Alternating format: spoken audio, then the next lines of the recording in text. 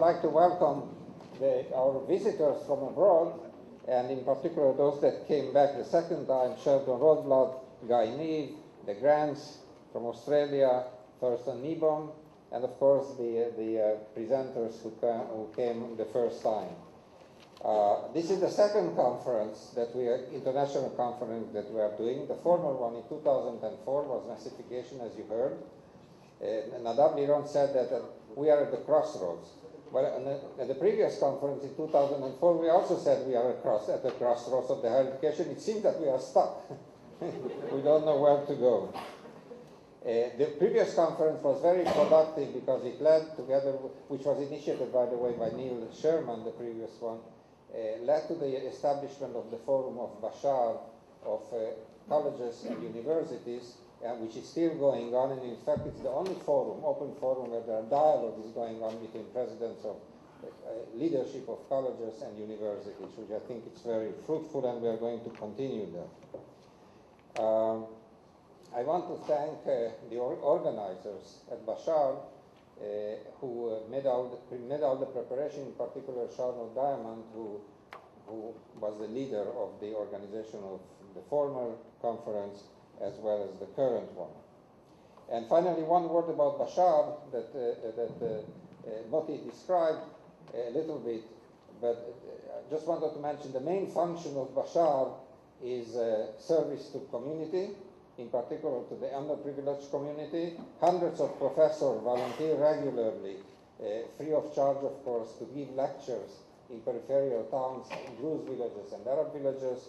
We have a program, University Within Reach, which brings 700-800 kids every summer to the universities for a week-long stay.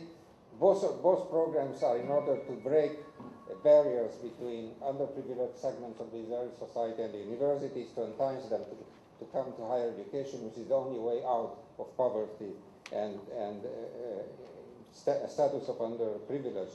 And finally, we have a program, Bashar, on the internet, in which every student in Israel and every teacher in high school can ask questions, and we direct it to the appropriate professor to answer the question. And a large number of questions have been accumulated, which is a very interesting concept, and it develops quite nicely.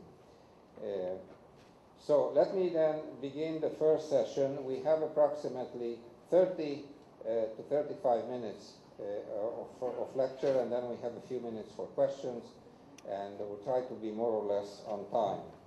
I would like to introduce our first speaker, and he's Daniel Levy. Daniel Levy is a distinguished professor at the Department of Educational Administration and Policy Studies at SUNY, the State University of New York, where he directs the unique program for research on private higher education, which of course makes him eminently qualified to speak at this conference. He published extensively in professional journals as well as 7 books on the subject, with the best of publishers like California, Chicago, Oxford universities.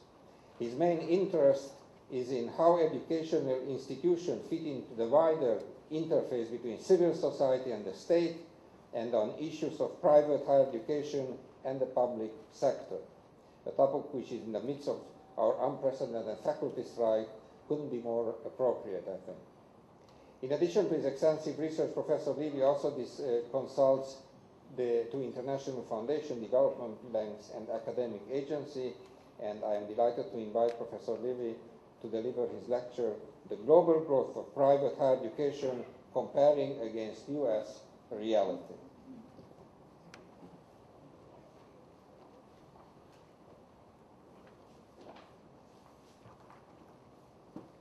Thank you very much. I don't mean to complain to start off, but academics do complain, as Sheldon said. That introduction was very, very nice, but I haven't reached Professor Rothblatt's status of not needing an introduction. So I'll settle for what I have. Lyndon Johnson used to say, "Thank you for the wonderful introduction." My father would have been proud. My mother would have believed it. It's a different story. At any rate, I have been working in the area of private higher education for a long time, and I did want to give a global overview but also put some emphasis on the U.S., which is, after all, a leader in many respects of this private higher education phenomenon. Let's see. I do have something to say in the introduction, but that's not so far reflected.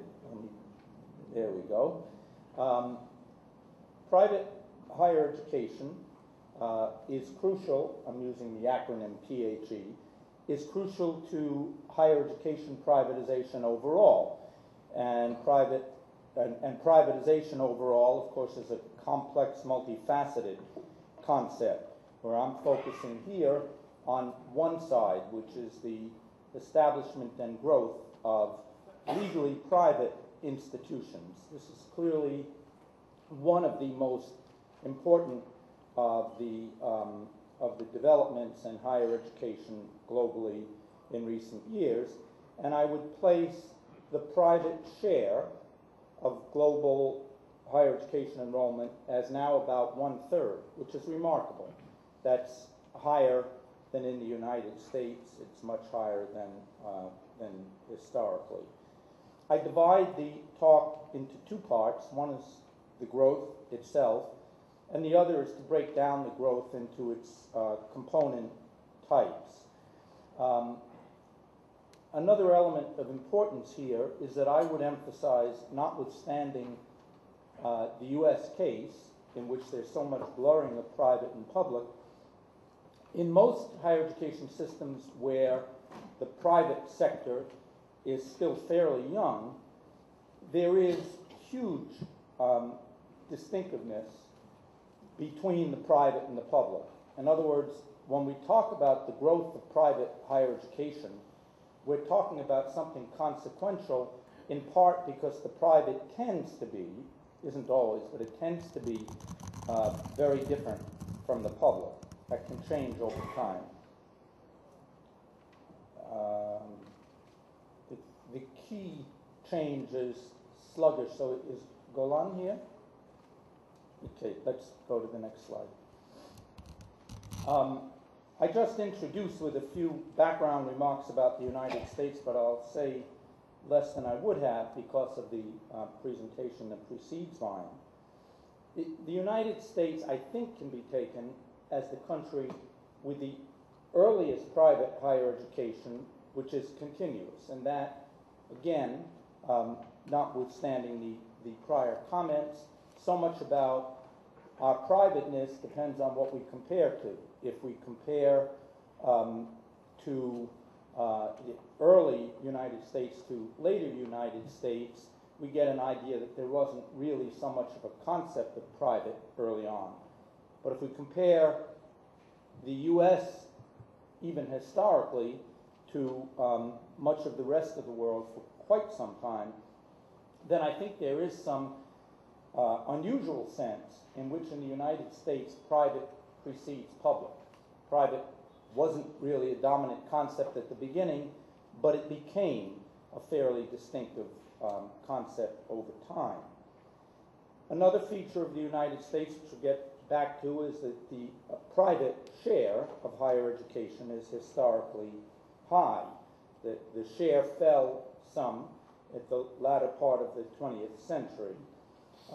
But for decades now, the private share has been fairly stable at over 20%. And this leaves the United States still as the country that has the most private higher education, just in absolute terms, just in numbers terms, though there are a few countries that are following hard on our heels. Really, in most of the world, as we'll see, the fastest growth of private higher education excuse me, tends to be in the developing world, and we'll get back to that. But the U.S. share, comparatively, is high if our comparison is with the developed world. Next slide.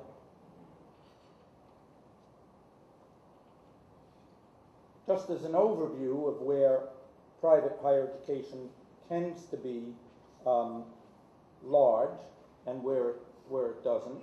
In most of the world, a strong sense of either private or public, at least if we are in fairly modern times. The public obviously precedes the private. Often there was no private higher education in countries until very late in the 20th century. I say that the developing world has the fastest growing private higher education, and I would include the post-communist world for obvious reasons. The only developed countries that have a majority of their enrollments in the private sector are Japan and South Korea, even though the United States remains number one in absolute enrollments. In Western Europe, private higher education, formal legal private higher peripheral, the United States remains number one in absolute enrollments.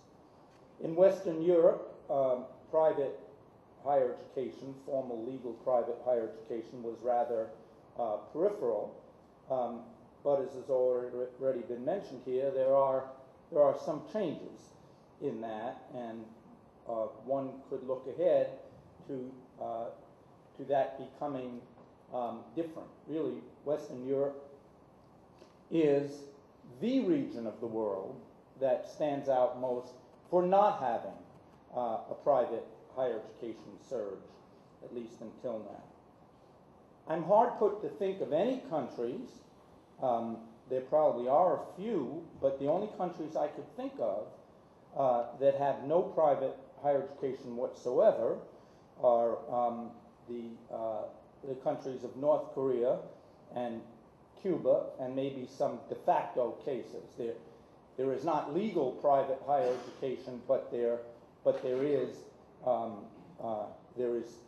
an element of private higher education, even if the degrees are not formally recognized by the state.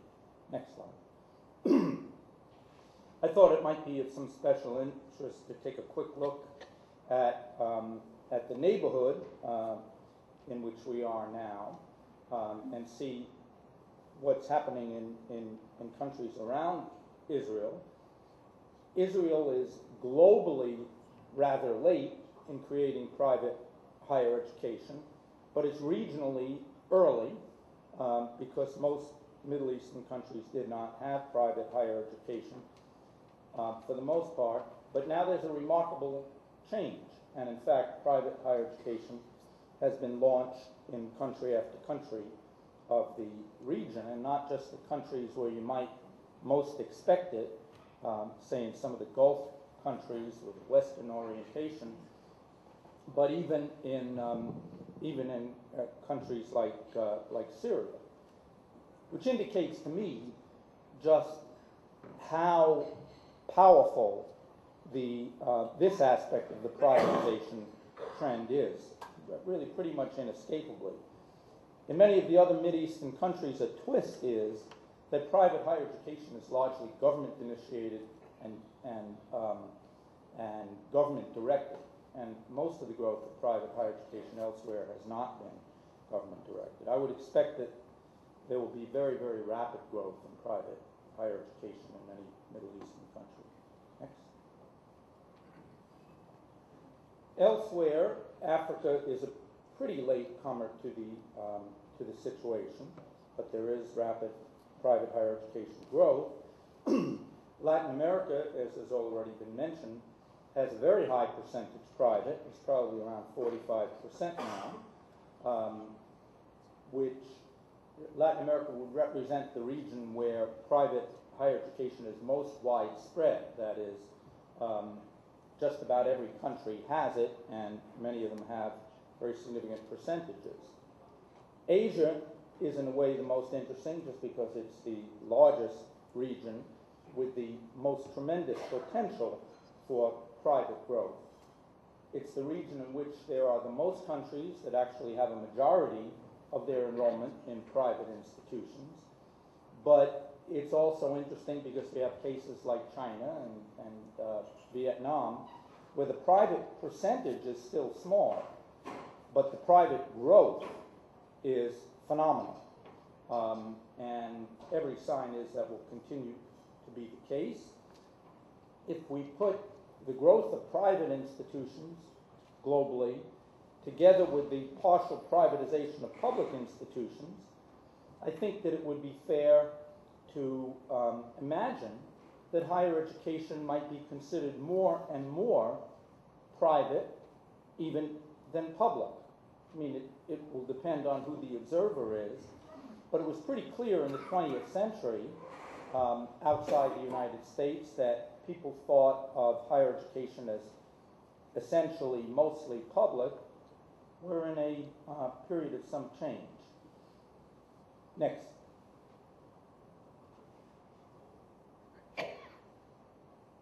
The fact remains, however, that even though I can talk glibly about the growth of private higher education is not a single defined thing. And in fact, there are striking differences across countries and even within countries about what is a private institution, even if I'm holding myself to those institutions that are legally private institutions. And I will talk about three principal types. You could, of course, break it down more.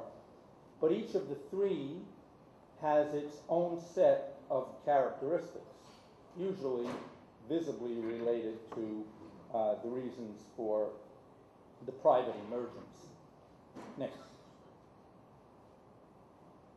If we talk about emergence, then in most countries, in a sense, with the U.S. example early on, they're what I would tend to call identity institutions. But identity institutions have usually been religious institutions. And the early U.S. colleges, of course, were that. Harvard was tied to one group, Princeton to another group. So religion is a very, very important force.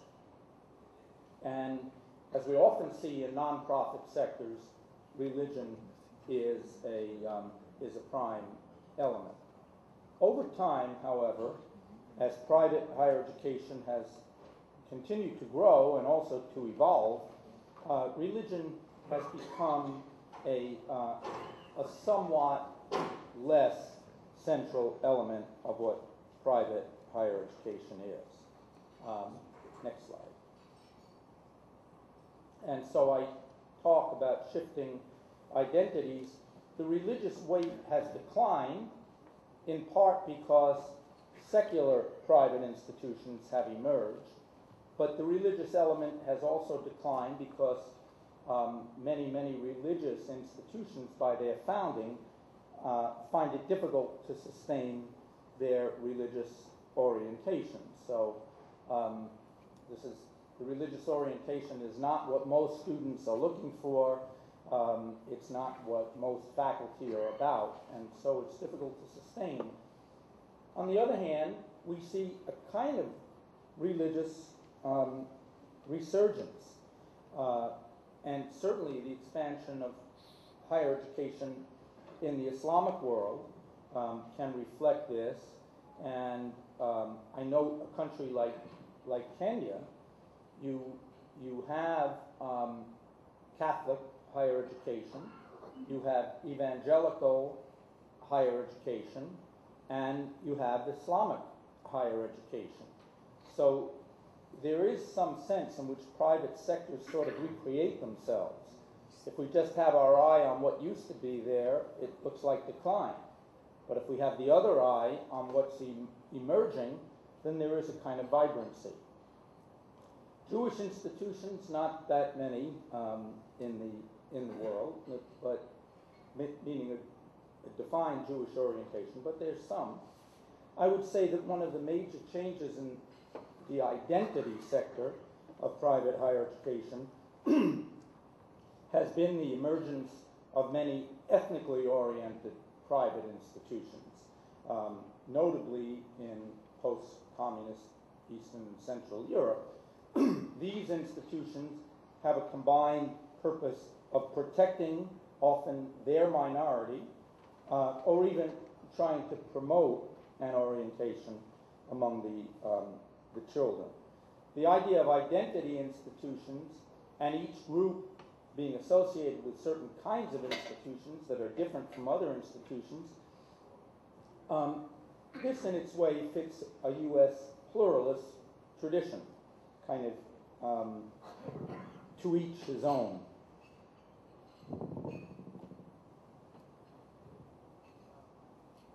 But it's when we get to the elite sector of private higher education that the U.S. is truly aberrant, and you already have gotten some of the sense from the prior presentation. It's not too much to say that elite private higher education really is U.S. private higher education. There are exceptions,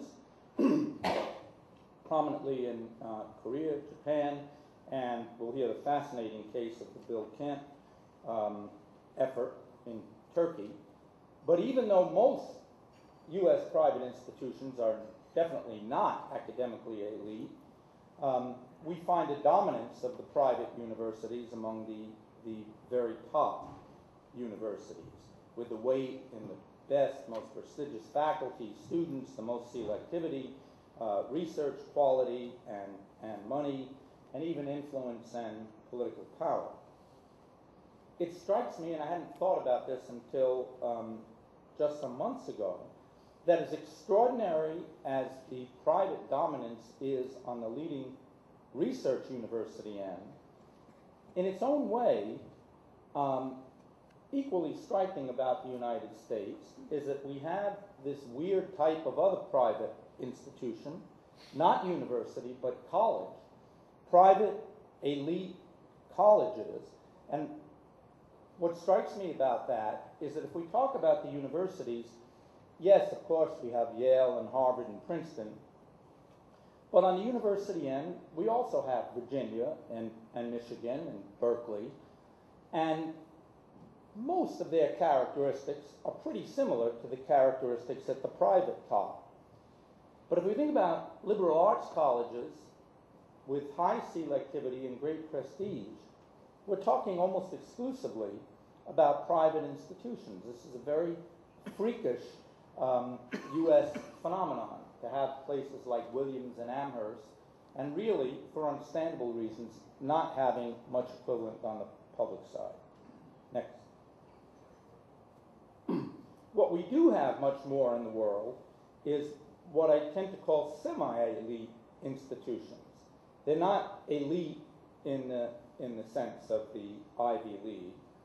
And indeed, we look around the world, and however we regard the global rankings of higher education institutions, by the 2004 surveys of the top 200, if we leave aside the United States, which is, of course, a significant keeping aside, but if we keep aside the United States for a moment, only 6 of the top-ranked universities, non-U.S., are private. And the truth is, depending upon definition, really 4 or 5 of those are really much more public than they are private. So, in other words, the idea of a private elite university, again, very, very rare outside the U.S. Israel, of course, stands out by the fact that all its universities make it at least into the rankings of the top 500, but they're all public. Where we do get this private presence is at what I call the semi-elite level. It's kind of a second tier academically. It can't compete with the top public places, but it can compete at the very next level. It can compete with the good public universities, which are not the lead public universities of their country. In Latin America, some of the institutions that I call elite were socioeconomically elite, but they're really not academically elite. One of the things we see in what I'm calling the semi elite institutions, and in this sense they have something to do with what was just alluded to, Burton Clark's entrepreneurial universities, competitive, I would say well-managed, well-led, but they tend to be the semi-elite, as opposed to some of the grandest examples of the entrepreneurial university. They tend to be semi-elite in niche fields, usually business-related. In other words, they could be very, very good, but they're by no means a comprehensive university. I think it's also interesting that the semi-elite institutions tend to be quite Western-oriented, international, market-oriented, and in many cases, politically conservative. Next slide. And that brings me to the third type of institution, which is clearly non-elite.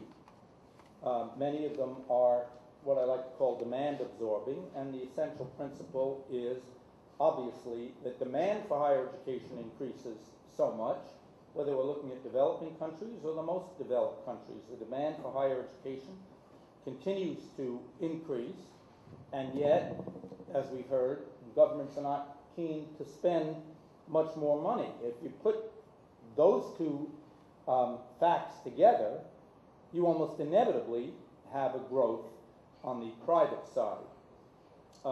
And indeed, the great bulk of private higher education in the world is demand absorbing.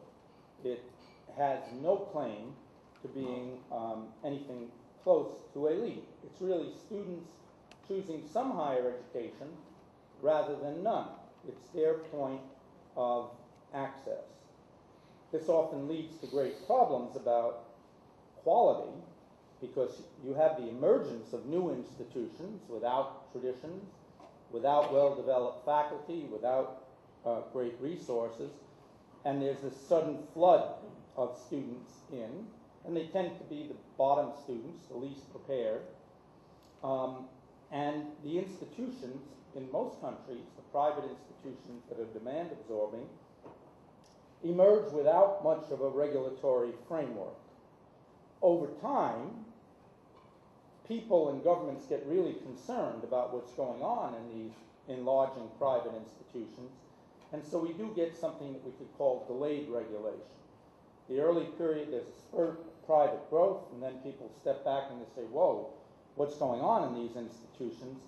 And then there is some kind of governmental curb on the growth. Next slide. Indeed, many of the demand-absorbing institutions are essentially for-profit institutions. Legally, they may be non-profit for a variety of reasons, but they function largely like for-profit institutions. It's interesting that even legal for-profit institutions are rising in much of the world.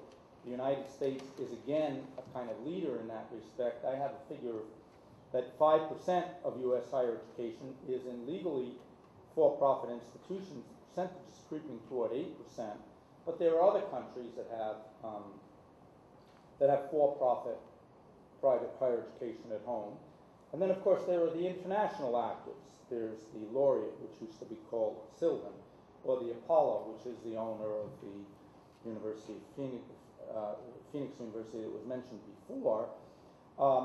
And it would seem that they have tremendous financial and enrollment horizons. I'll skip through just a little bit, but the many of the for-profit and other demand-absorbing institutions are, to a very significant extent, training institutions, often decried for not being true educational institutions, but they are disproportionately not universities. At the extreme, in a case like Israel, there are no private universities. New Zealand is the same thing. The country allows private higher education, but only for colleges, not for universities. Big question very often is, in the demand-absorbing institutions, are they basically frauds and very low quality by any measure, or are they serious institutions, even though not academically distinguished institutions? For me, this is a key question. If we're going to have demand-absorbing institutions taking a lot of the enrollment, the key is that they be serious, credible institutions, and that usually means job-oriented institutions. Next. Conclusions. The private-public does tend to blur over time, but in most of the contemporary world, private and public are quite distinctive, and so the great growth of private higher education has tended to reshape higher education. You can't really talk about privatization. You can't even really talk about reform without talking about private higher education. All this has an Americanization sense about it. There is a shift in the relative weight of the type of private higher education we get, the religious decline, the for-profit growth, the growth of semi-elite, and of course this goes hand in hand with the partial privatization of the public institutions. But private higher education is clearly, by most credible measures, a global phenomenon, even though in country after country people who observe the growth of private higher education think that there's something weird or quirky about their country, when there generally isn't. They're generally part of globalization. And then the next slide, which is the last slide. Israel fits in many respects the tradition that universities are basically public, though with many private features historically, which is not unlike the case of the UK. The recent private institutional emergence,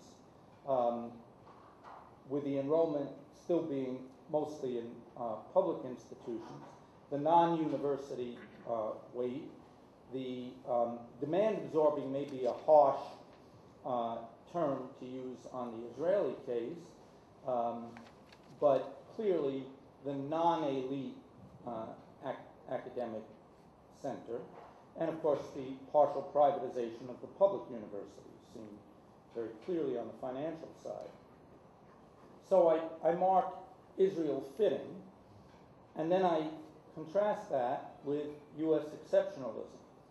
I think that the U.S. is really highly distinctive in its type of evolution and the absolute size of the private sector, especially within the developed world, in the legitimacy and the view of private as superior to public, and this seems to me to fit very much Sheldon's orientation of a private mentality. And I think that the idea of a private mentality is very, very rare, even though increasing in a lot of the rest of the world. And of course, the uniqueness of private elite education. Now, maybe I'm kind of falling into the trap that I accuse others of being in. My country is the unusual case. But on the other hand, even for my country,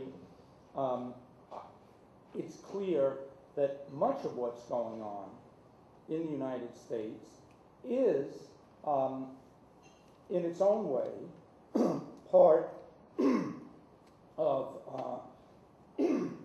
of a global reality. The growth in numbers overall, the growth in numbers in aspects of the private sector, the variation of the types of private higher education, subsectoral shifts, the growth of for-profit, the concerns about quality and jobs on the lower end, and the concern for practicality. And in all this, although I still think the U.S. is in many important respects exceptional, I do think that it is less and less exceptional in some respects. And so just as we see privatization, we see internationalization, globalization, and in the world, a good share of Americanization. Thank you.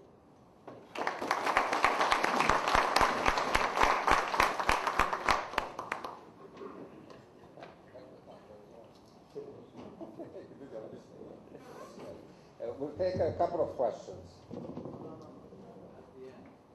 We have time for a couple of questions. I was suggesting that we do it At the end? after all these presentations. Well, he's the boss. So we have the people and then the discussant. And then the questions. Okay, so let's go to the next speaker, Guy Neave. Please come up. Guy Neave is an historian who was professor of comparative education at London University. He's now an honorary professor at the Centre of Higher Education and Policy Studies at the University of Twente in the Netherlands, and senior principal researcher at the Centro de Investigacão de Politicas de Ensino Superior de Porto. Did I read it right? Portugal. He was editor of a scholarly quarterly higher education policy for, in his own words, more years than he would like to admit. Fortunately, you stayed long enough to publish a paper that I sent you. He's a world-renowned scholar on higher education. He just published with Thorsten Niebaum and Kjell Blackert, the European Research University and Historical Parentheses. Fascinating title, and I'm sure it's another superb book. He's now working with colleagues on another book entitled Bologna Universities and Bureaucrats, due next year. Interesting title. Perhaps after his visit to Israel, you write another book on the Israeli situation, the Israeli governmental bureaucrats and the Israeli Research University, and historical memory. The title of the subject is Trends in Europe, of the paper.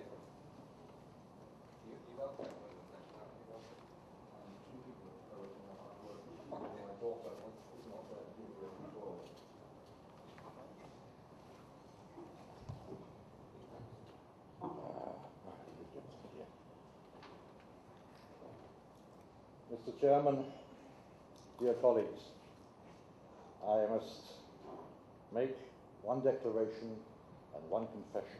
The declaration is a very obvious one. It's gratitude to Bashir and all the sponsoring organizations here that have been so good as to bring me back for a second or even the third time of asking to be with you. The stimulation is enormous, and the pleasure of being here is no greater than the stimulation I shall get from your company. Confession, it is said, is always good for the soul, although it doesn't form part of my personal theology. And there I must confess that I made a mistake when I knew that Dan Levy was taking part in this, gracing this event. I said to myself, Dan commands the world of private higher education, and I know that he has recently written with a large number of colleagues in Central and Eastern Europe the definitive work on the state of the art in that area. And therefore I excuse myself from treading on his territory, which means that in fact I will not give you trends in Europe, that vast landmass, which includes those areas to the east of Czechoslovakia. I will content myself with something which I think I know a little bit about, namely Western Europe. And I intend to take the classical approach, that is, if you want, unavoidable by historians, of dividing the problem of privatization, or its functional equivalent in Western Europe, into three periods. I argue that, in fact, privatization in the Western European context is part of a much wider and more complex series of issues. And whilst it is often summoned up under the slogan of privatization in debates such as these, the way in which it is perceived and which it's been conducted in many Western European countries really actually makes allusion to privatization en tant que tel. There are different justifications for this, and we will deal with them in what I call the second period of modernization. This raises the question, what are my periods of modernization? Well, when I look back it is quite obvious that the natural start of the use of the university serving broad political and social modernization begins with the central architect of which the Israeli system so closely cleaves, Wilhelm von Humboldt. He was not the only person to see the university as a way of reconstructing society and its political institutions. There was another one at the same time, and interestingly, the very time that when von Humboldt penned his famous memorandum on the foundation of the University of Berlin, just after the Battle of Jena in 1806. In the same year in France, another piece of significant legislation was also passed, 1806. There, the creation of the French Imperial University is important, not simply because it is a template for the southern European countries of Europe, Spain, Italy, amongst them, but it also presented another form of university, a university that had the purpose of supplying, on the basis of meritocracy, those brilliant subjects that would serve the public service in the form of the civil service. The Corsican ogre, to take a very British view on the gentleman, was one of the most visible architects of university reform and the use of the university as creating a form of national efficiency expressed not in economic terms so much as in the political and institutional domain. Now, if we look at von Humboldt's parallel reforms, the symbiosis between university and public service were to act as agencies for modernization that set a pattern that developed progressively across 19th century Western Europe. And it's only today that this pattern is beginning to dissolve, and which we know in the code term as privatization. This pattern involved the incorporation of setting of national standards, of setting national degrees, which gave eligibility for public service, in parallel very often to university degrees. The difference that you find in France between the diplômes nationaux and the diplômes d'université, in Belgium between the grades scientifiques and the grades légaux, and so forth. Those, in fact, conferred on the university a monopoly of access to public service, and to that extent also tied the university and its professors to public service by giving them the status and rank of a civil servant and the guarantees that went with it. This, looked at in an anachronistic way, was a form of accountability, although it was not known as such in those times. But the creation of state universities did not actually involve the incorporation of all universities. Some were left out, largely on the pretext that their organizing powers owed allegiance to interests beyond the nation state, the code word being that they were largely Catholic establishments. They were not regarded as serving the nation so much as particular interests. And therefore, you have by a policy of what you might call definition by exclusion. He defined what we've come today to call the private sector. It was a residual definition, but also a negative one. Because if the state sector enjoyed public funding in terms of access, were publicly defined in national law, its degrees having a monopoly over entry to public service, it also follows that the non-state sector had to rely on the time-honored sources of gifts and contributions. And I introduced the notion of non-state sector as an alternative conceptual set to the binary view that we have of higher education being divided into public and private sector. I argue in this paper, which is of a quite tedious and exquisitely tedious length, that there are, in fact, in Europe, it is easier to see it in terms of state universities, non-state, and then private, a trichotomy. And the trichotomy is useful because it allows a transitionary category between the two extremes. And thus you can begin to plot what is the dynamic that moves one from the other. Whereas if you have a purely binary category, you have either to say it's less one or more the other, and it doesn't allow a very sensitive grasp over the dynamics of the change that Dan has spent a lifetime investigating, and which Sheldon has illuminated us in the earlier presentation. Let me suggest that the second period of modernization began, at least in Western Europe, towards the latter part of the 1950s, and it accompanies that feature which Dan has already identified, namely the decline of religious difference or conflict as a source of, how can I put it, justifying keeping those establishments of a religious belief outside the national mainstream. It also coincided, as you all know, with the expansion in the demand first for upper secondary education and later higher education. The strain this put on the national provision of higher education had a remarkable effect. It changed the view on what basic issue of how higher education should be conceived. Less as a term of national, less as a term of ethnic or religious identity, so much as a basic task is how do we meet this need?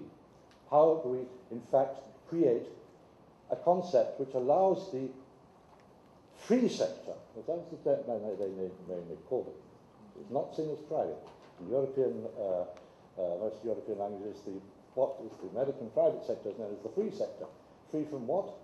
Free from godlessness and from the state, of course. But the question was, therefore, how can you bring the free sector in to act as a part of a national provision? And most significantly, this was accompanied in Belgium in 1958 with what is called the Pacte Scolaire, which eventually brought in public finance through both schools and universities, and with the Bertois reforms, which was applied principally in France to the school system, later permeated into the higher education system. In return for accepting national standards as to the qualifications of staff and the recognition of the curricular templates, what was the free sector was incorporated into the public sector to form what I would suggest is actually the non-state sector.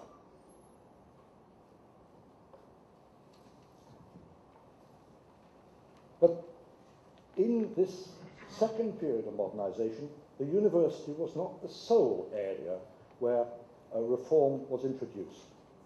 As you all will remember, whilst the non-state sector now had a new role, that of complementarity to the public sector, there was another issue, which was how to accommodate large numbers of students wanting, as Dan put it, some kind of higher education, but not necessarily elite forms of higher education. And you see, therefore, in the 60s, from the mid-60s onwards, in Britain, France, Germany, Norway, the creation of short-cycle non-university higher education.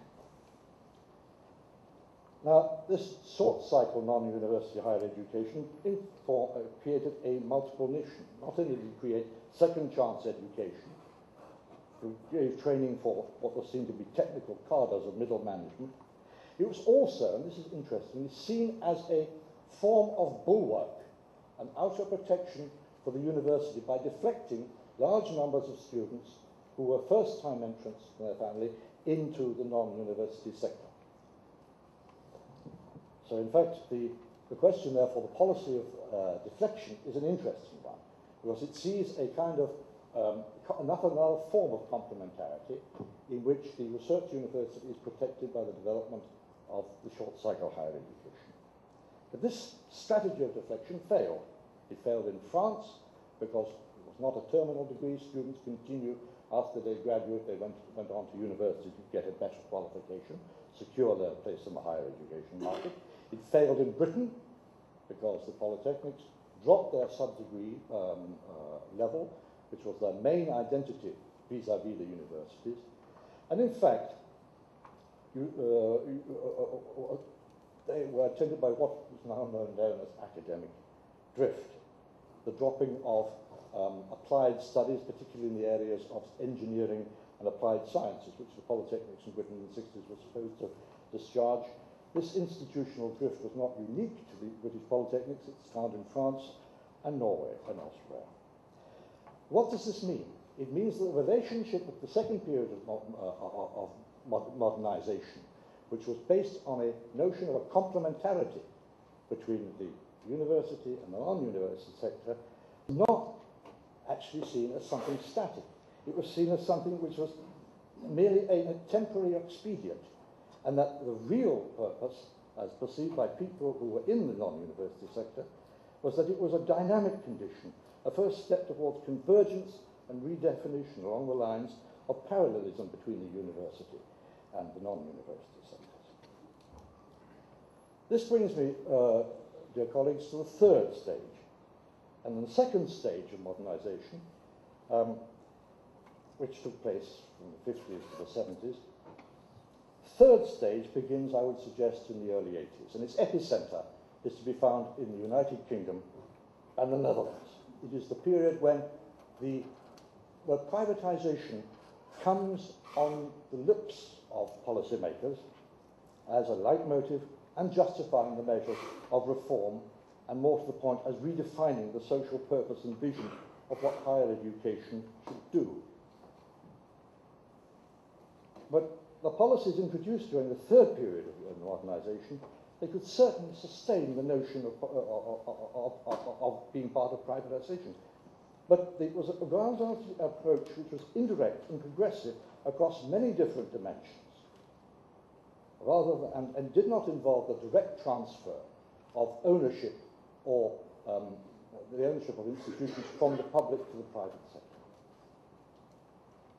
This, of course, is a contrast with Central and Eastern Europe, where, as you yourself have noted, Dan, with much deftness and eloquence, that large numbers of individuals founded large numbers of universities or groups themselves set up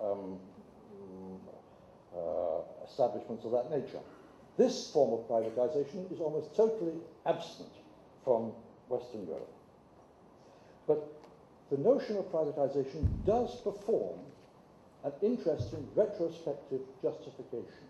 The policies that were involved in Europe, if trying to save money, to change the relationship between the university and its community, under the first period, the first modernization, the community was generally held to be national, not local. Now we see in the third period, a fragmentation of this national community. I will deal with that in a little moment. But it is a much more complex process involving other perspectives: political devolution, administrative deconcentration and decentralization, the passing down at the same time of the funding of higher education from central government down to often regional government. But in a curious manner, the notion of privatization à l'américaine served as a useful summary of all that was going on under these different areas of activity, and also gave the notion that here was being put into place a practice that had been tried and tested elsewhere and had proven its worth. The third interpretation is to see privatization as a justification for the build-up of market forces that are the prime driving force in higher education, in place of the social demand that had driven it forward during the second period of modernization. The paradox here was that governments in Western Europe controlled and regulated the main agents of marketization: the level of student fees, where they existed, the procedures and conditions of recruitment, as well as eligibility of recruitment to the academic estate, and most, if not all, were in varying degrees laid down in nationwide legislation which was rarely changed. So what can we retain from this particular situation?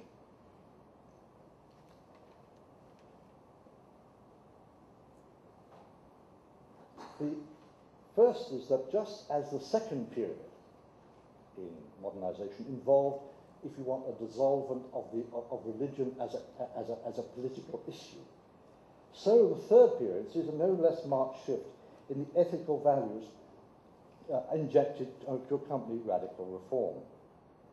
The redefinition of also the particular qualities that held necessary for the survival of institutions and individuals, above all in those institutions concerned with injecting such qualities as adaptability, competitiveness, flexibility, and so forth into the life of the nation.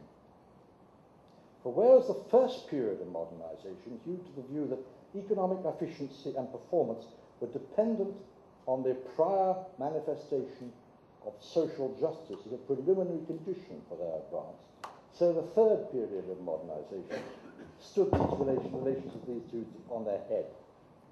Competition, efficiency, and performance were held to be the prior conditions for ensuring subsequently social and political stability. And those two are major points of change. As we have already remarked, the main pressure was not simply the fact that governments could no longer afford the generosity that they had sustained throughout the first expansion of higher education during the 60s and 70s, but they were also under enormous pressure when the second wave of the student state in the Netherlands have the ambition to reach that particular figure by the year 2010.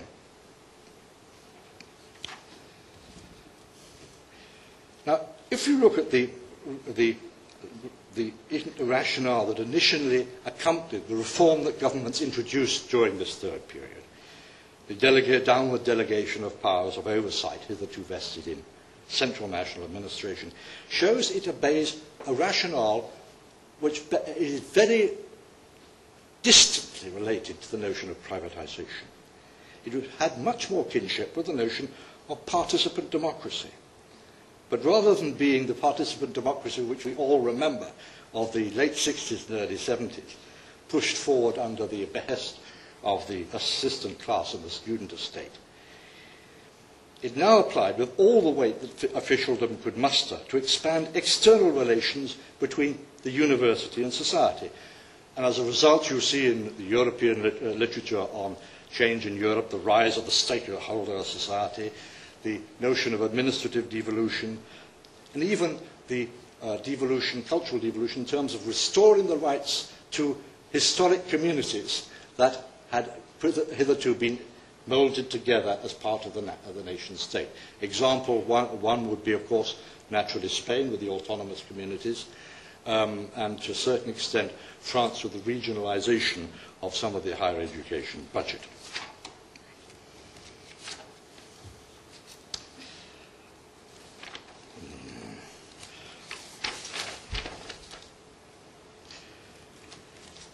But how has privatization progressed in the way that we identified for this particular discussion?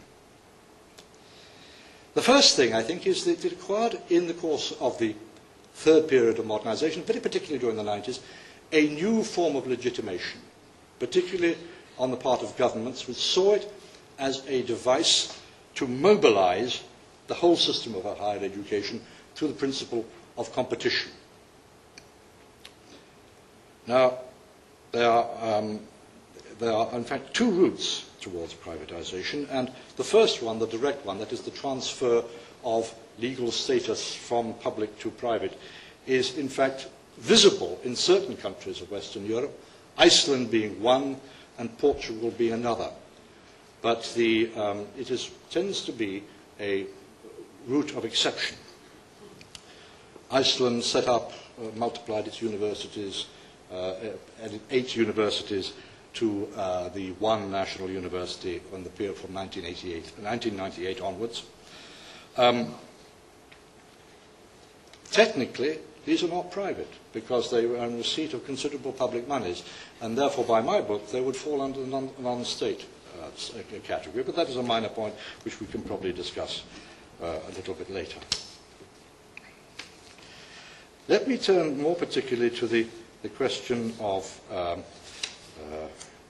areas where the indirect approach has taken place.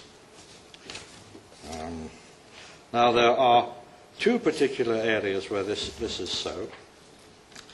Whilst the indirect approach is seen in the kind of criteria that Dan is involved in, involving the proportion of public monies as part of an overall, the overall revenue of a university, the way, whether the management structures are follow cooperative patterns or not. It's usually the fact that this kind of move from a state sector or public sector into the private sector is rare indeed. And as Sheldon quoted, Chalmers University is one. There are others in Norway, in Sweden, which Torsten will confirm. But they are all, in fact, urged forward with a considerable amount of public support. Going private in the classical sense of changing university ownership and changing its legal status is not a possibility that's obviously open to all. And there are certain examples where we can quote for this. But they tend to be establishments that already have developed a high research capacity as public establishments. And they are elite establishments. They have strategically central specialities, high research capacity we mentioned, and close ties in key sectors of the knowledge economy. Engineering, information technology, banking, business administration, amongst the key ones. But whilst these can lead to a kind of sporadic movement of individual institutions, I think somebody earlier this morning mentioned that this is now becoming assuming a rather greater momentum, particularly in the area of Germany. Now, this is well worth watching. And it's well worth watching because it gives us another angle as to what exactly private involves. In Germany, the University Reform Act of June 2004, for the provinces of Saxony, North Rhine-Westphalia and Baden-Württemberg, provide the option for universities to reformulate their formal legal status from being state universities, subject to public law, to becoming foundations, that is, a self-administering public body. It involves transferring, if you want, state, in effect, provincial or land authority from the ministry to a supervisory board, roughly the equivalent, I would suggest, to the notion of the board of trustees in American universities. The foundation, as a corporate body, exercises legal responsibility over the university. And this change in legal status brings others in its wake. First, the foundation universities are no longer managed as part of the state budget. Second, the task of determining the budget rests with the foundation and as a result of contractual negotiations with for whatever authorities they wish to negotiate with. Now, interesting, the foundation formula was chosen because it would be more appealing to private donors and corporate interests than it would if they maintained the status of public establishments. But, and in the current circumstances, this is a very interesting point. One area which is maintained intact, irrespective of whether the university opts to become a foundation, is that public salary scales will continue to apply. Now, whilst one observes the obvious features that are constructed around the principle of privatization, the state therefore maintains certain residual powers of oversight. These are found in the obligation to protect the academic staff by stipulating their rights and duties, and irrespective of whether they are in post when the change takes place or whether they are later recruited individually by the university, this stipulation, legal stipulation, applies to them as well. It applies right across. Now, let me bring this rapidly to a close. Basically, my paper seeks to provide an alternative construct on the way the notion of privatization has been developed in Western Europe by putting three categories in the space of, rather than the two. I've shown that, in fact, higher education policy in Western Europe has only in very recent times, and I mean from then about the mid to late 90s, actually evoked the notion of privatization as a term to sum up these various interlocking reforms. I've tried to present this in the terms that are natural to a historian, the Kabbalistic figure of 3 modernizations. And I've tried to show also that the rather cautious embrace of the notion of privatization by the mainland systems of Western Europe is in fact beginning to change in the one that has been the referential system for Northern Europe. I've tried to elaborate, show that privatization has taken a different path. Whether it will ever result, except in exceptional cases, of universities being relying for their income on, let us say, less than 20% from public sources is something I think is going to be certainly very rare. I hope that I've fallen the time limit with the Chairman, and I would thank you all for your patience and for your good fellowship. Thank you.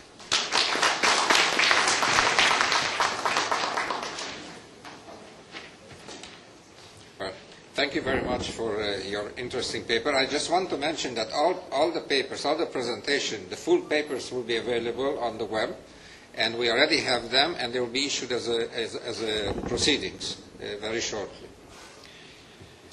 Now, the next speaker is Steve Gary Stav. Please come up. Steve holds the very central and influential position of Director General of the Planning and Budgeting Committee of and the Israeli Council of Higher Education in Israel. Professionally, he's an economist and business administration specialist, as well as a certified public accountant, which I didn't know, but that certainly qualifies you perfectly for the job you have. In particular, when his professional background and his unquestionable integrity is combined with a deep understanding of the higher education system as a whole and the role of research universities in the modern world. Steve has an extensive worldwide experience as a consultant, financial management and control specialist for the World Bank and companies and institutions in Asia and Africa, among others. It is a pleasure to introduce Steve, who will give us a point-counterpoint presentation to Guy Neave's lecture, The Israeli Trends, and the title of the lecture is, surprisingly, Trends in Israel. Thank you very much. If I were to believe everything you said, I would be in great trouble. So, with a grain of salt. Thank you very much. I also would like to thank my good colleague, friend and partner, Professor Shlomo Grossman, who has been chairing the Planning and Budgeting Committee of the Council of Higher Education, and also Ms. Galit Eisman, who has been very beneficial in preparing the presentation we're about to see, and also the paper, which is part of the submitting documents for this conference. So thank you very much. And I see many friends, colleagues, also from the Council. We have a few members here, and heads of universities and colleges. So thank you all, and especially for the organizers who have made this opportunity for us to present, from our point of view of the Council for Higher Education and the Planning Budgeting Committee, our perspective. So thank you. Yes. I'd like to see the presentation, it'll be easier for you. Okay, we'll just wait a second.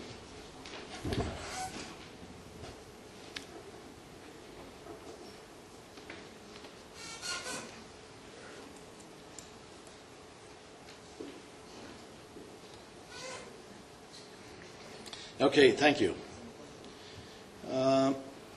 This debate about what is a private college or private institution or non-budgeted college. So from our perspective, let's look at some of the definitions. First of all, an institution that obviously does not receive any budgetary participation would be considered an institution which is non-budgeted or private. When they were established, they requested to be excluded from considerations of government priorities, and these are one of the also the criteria set out in the 1977 decision by the government of setting up the Planning and Budgeting Committee. And when they are set up, there's only initial examination of their financial stability, and that is only to ensure that the students studying in these institutions do not fall on the budget of the government or the public budget. So we want to maintain and be sure that their financial stability is maintained over the years. These institutions also must be, as other institutions, completely autonomous, and that is in accordance with Article 15 of the Higher Education Law. Moreover, these organizations must be non-for-profit organizations, the same as other universities and colleges. And we heard some of the remarks about the phony non-for-profit organizations, and probably some of that also exists here. These non-budgeted or private colleges are free to charge tuition fees as they see fit. As we all know, the tuition fees are regulated by public committees set up and with the government.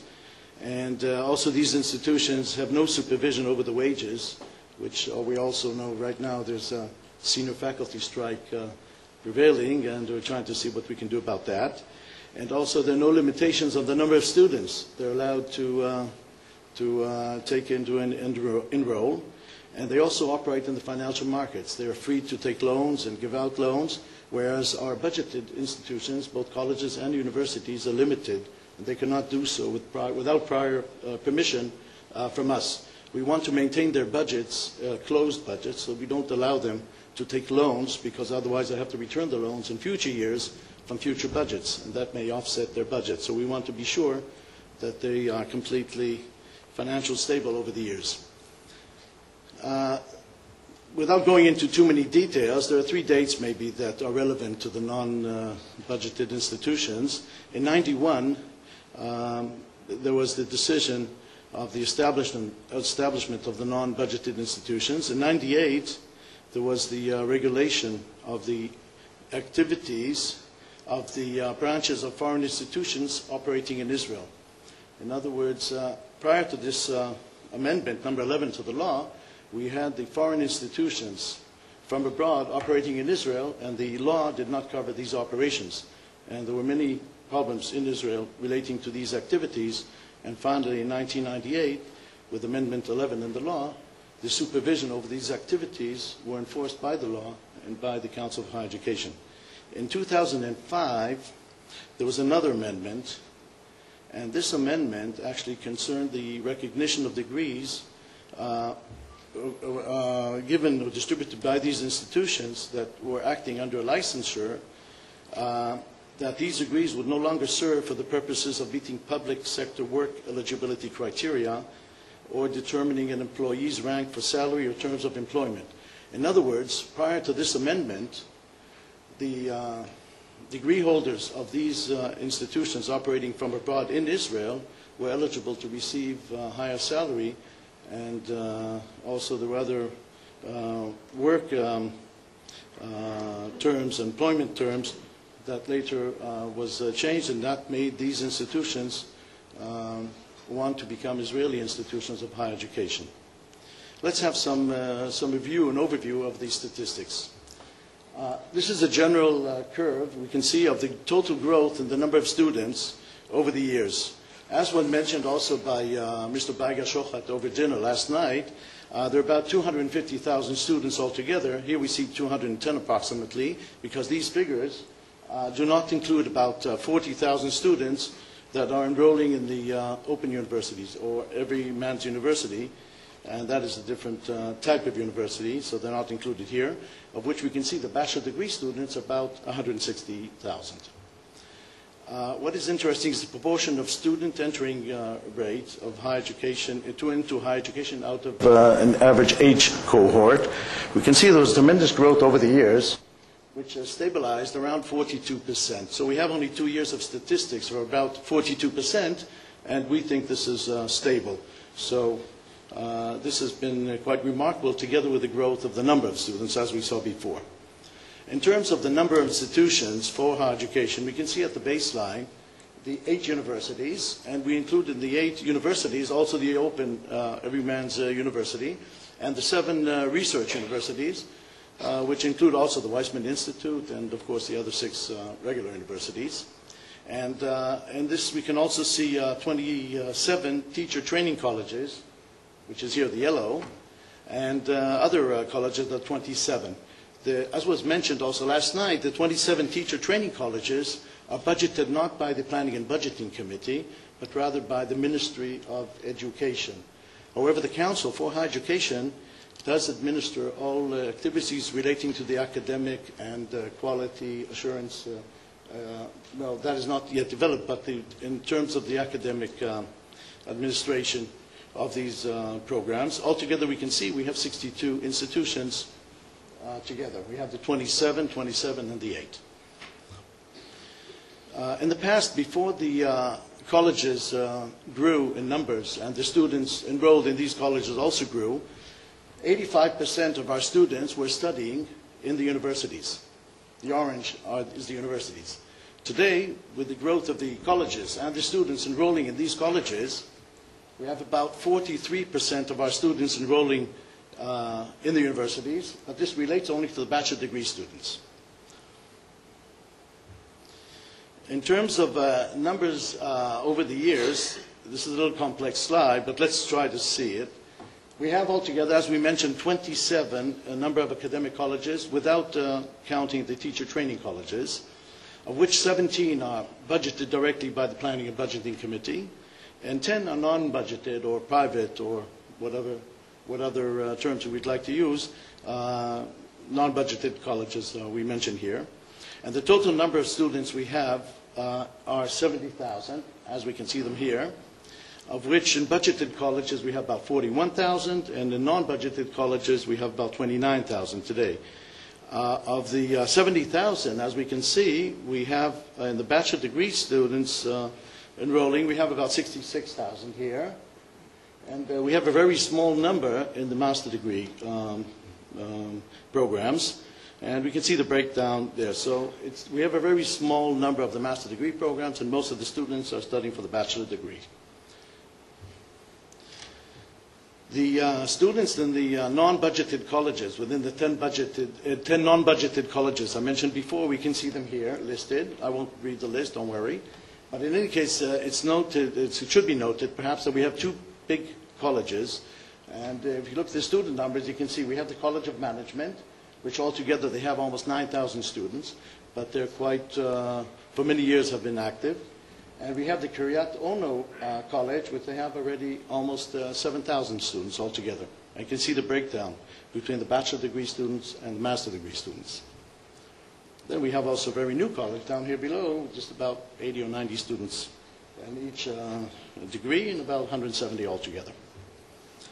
Now, if we look at the bachelor degree students in terms of the type of institution, not institution, this is a mistake in the heading here, but rather in the type of discipline or field of study, we can see something very interesting. These are bachelor students, and this is for people who are looking into trying to map the situation. This is quite interesting. We'll look at the same for the master degree as well.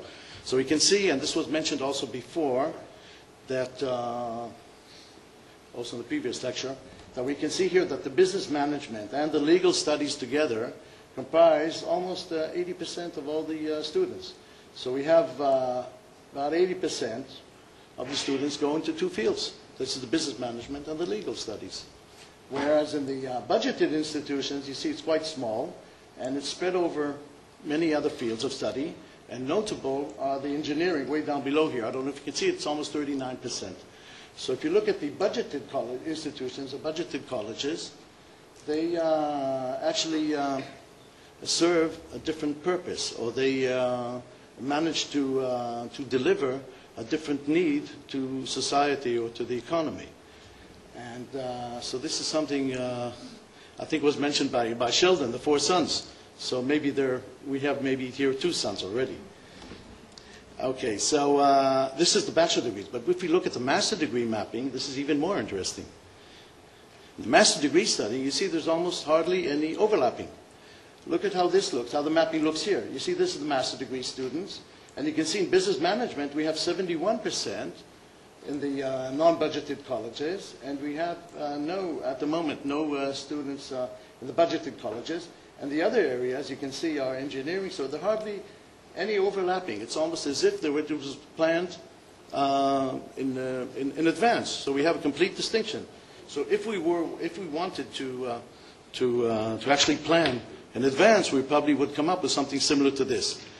On the other hand, I don't know if it's possible because we have a new High Court decision which limits our possibility of planning the non-budgeted disciplines in the colleges. But if that were possible, perhaps we could intervene and do something about that as well.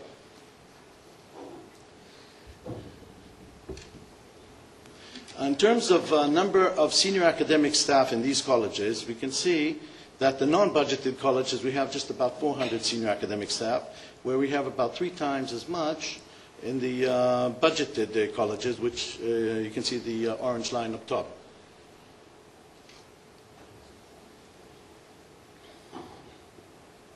But if we look at the ratio of the number of students to senior faculty member, here we have in this graph a comparison between the universities down below, you see the green line, and we can see over the years, from 2002 to 2006, there was an increase in the number of students on the average to faculty, to senior faculty member, from 21 students to 24 students. Now, taking into account the volume of the students studying in the universities, this is a big increase. We can see in the later slide the decrease in the number of the senior faculty member staffs, and on the other hand, we saw the growth in the students. So this ratio, 21 to 24, is quite significant. And in some particular institutions, like where we are today, this change has been very dramatic, from I think what was 16 students per faculty member to about 24 today, or 23, 24. Now, if we compare this to the budgeted colleges, also the budgeted colleges also increased the number of students per senior faculty member from 35 to 38. That is also significant. And in the non-budgeted colleges, you can see they adapted themselves quite okay to the market. And they seem to absorb the overflow of maybe the faculty that is going new into the system and maybe been laid off or going off to pension and so forth. So they manage more or less to operate in the market quite stable.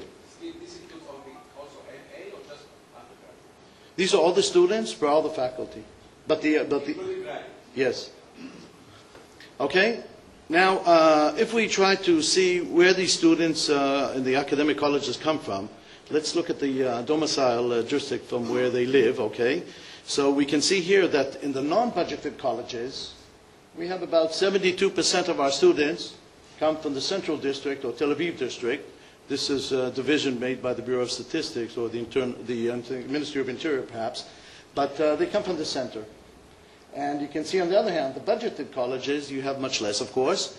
And the other side of the coin is, of course, that we have in Jerusalem District, we have a high percentage in the budgeted colleges, and also in Judea and Samaria, and also in the Southern District. You see, we have 17% of our students in the Southern District are in the budgeted colleges, whereas we have only about 7% in the non-budget. Now, this is by area of domicile.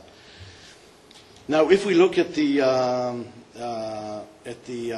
socioeconomic clusters, this is a proxy which is done also for other purposes, other economic purposes. And the higher the cluster, the higher the socioeconomic level of these people in these towns and cities are.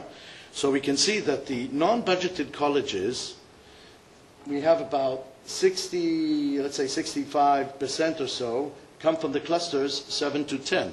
So we have about 2/3 of our students come from the highest clusters. And on the other hand, we have a very low percentage of the very low clusters in the non-budgeted colleges. Whereas the budgeted colleges, they serve society by having a higher percentage of the lower clusters. We can see that also in the clusters 3 to 4. And we can see there's a different mapping of the students according to the budgeted and non-budgeted.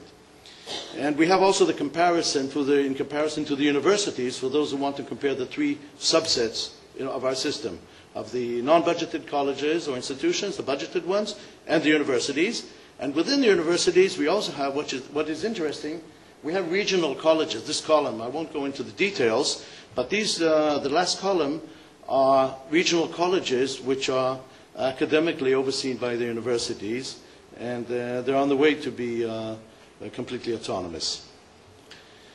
Now, let's look a little bit, just another point of view, are the immigrants studying within these colleges and the numbers or percentages. We can see that in the budgeted colleges, we have about 5% of our students are immigrants, whereas in the non-budgeted, we have only about 2%. In other words, again, we have a social aspect for the budgeted colleges in comparison to the non-budgeted ones. If we look at the characteristics of the, let's say, not only the students, but where they come from, we can see some other data, interesting data. This is from a research made by Dr. Romanov, who's the chief scientist of the Bureau of Statistics. And according to their findings, what is maybe most notable, first of all, the average parent's monthly salary. You see in the public colleges, it's about 12,000 shekels, but in the private one, it's 15,000. In other words, the students studying in the colleges, which are private, their parents are also richer. It's not, they come, because there has always been a saying in Israel that those that come from the lower socioeconomic background are those that have to pay the highest price. But here we can see the correlation between the families that have higher salary and the tuition fee they have to pay, which is higher in the non-budgeted colleges, of course. So we can see this here. And also, what is interesting maybe is to note also maybe this is for different perspective, is the academic education of the mother of the graduate, but that is a different issue. Okay, I'll just try to skip along. And we're looking currently, we have now, as we said, 10 non-budgeted institutions. We have 6 new applications in various stages of examination requesting to be non-budgeted institutions. And we have 5 requests to convert from institutions with a license to act as branches of foreign institutions, and they want to become an Israeli institution. As I mentioned before, I just briefly mentioned it, because of the salary and employment criteria, there is an incentive to become an Israeli institution. And so the discussion we're actually looking into, and rightfully I think it was, I don't remember, it was Hanoch or perhaps Moti that mentioned the fact that maybe a thorough investigation or a discussion should be done in relation to the privatization of the private colleges in comparison to the to the budgeted ones, and that is also on the agenda of the Council for Higher Education. But let's look at some of the points that perhaps we should deal with.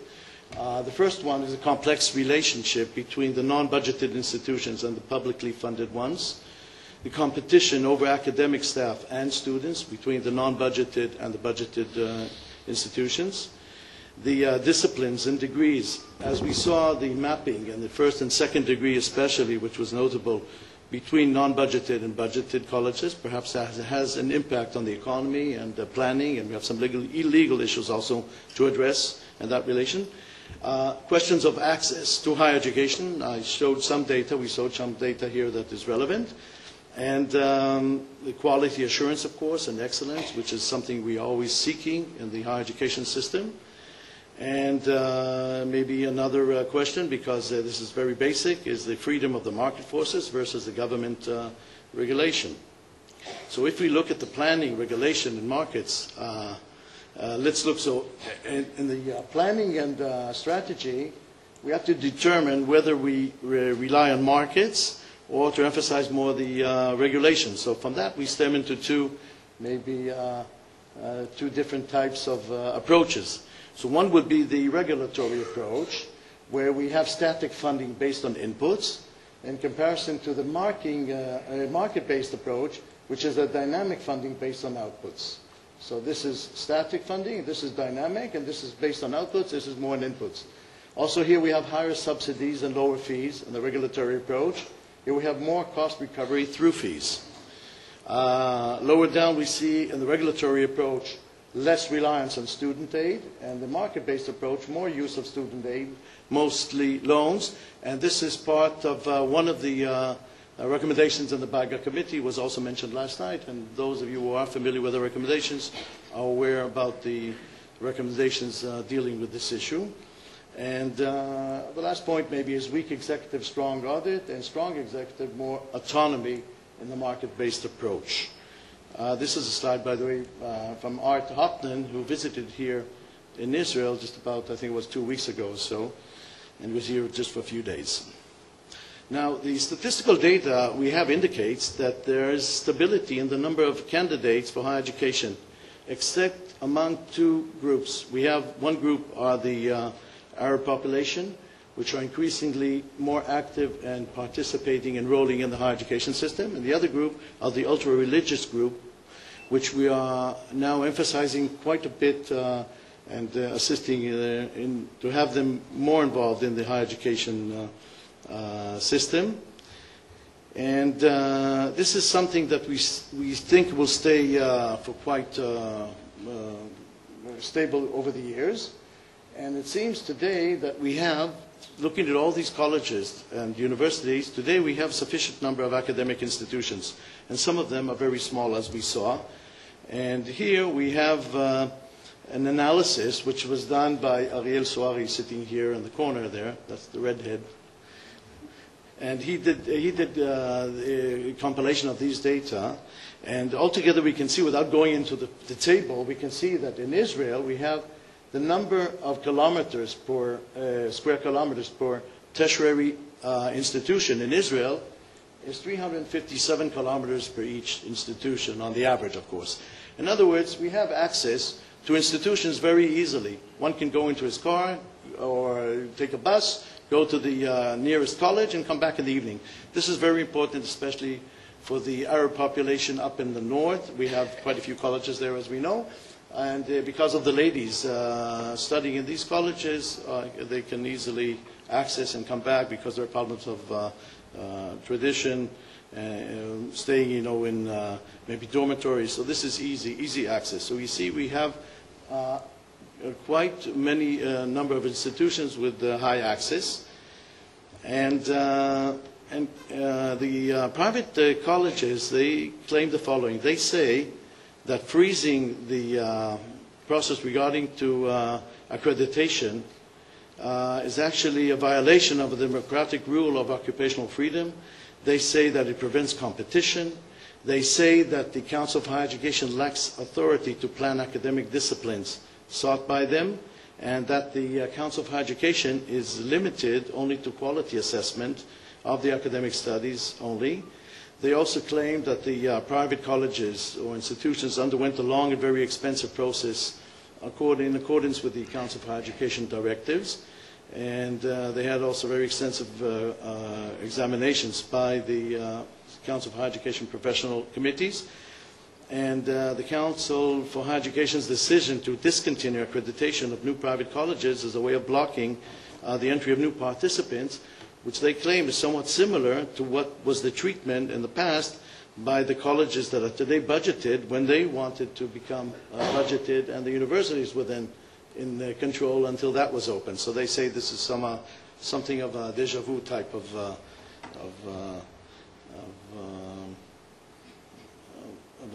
thing. Okay, so let's look at maybe the discussion. Then, from where does the student demand stem from? Why is that? So I think it was also mentioned here that we have a different product. This product enables the students to study maybe in certain days, maybe on Thursday afternoons and Friday mornings. They're able to work. This we saw that through their ability to work and pay their high tuition. They have concentrated study programs. We said we have free time for other activities. And they get personal treatment. So it's a different type of product. So they are willing to pay a higher price in order to get a different product. Also, the social and professional status of those studying in private institutions, in some cases, are higher than the status of the publicly funded institutions.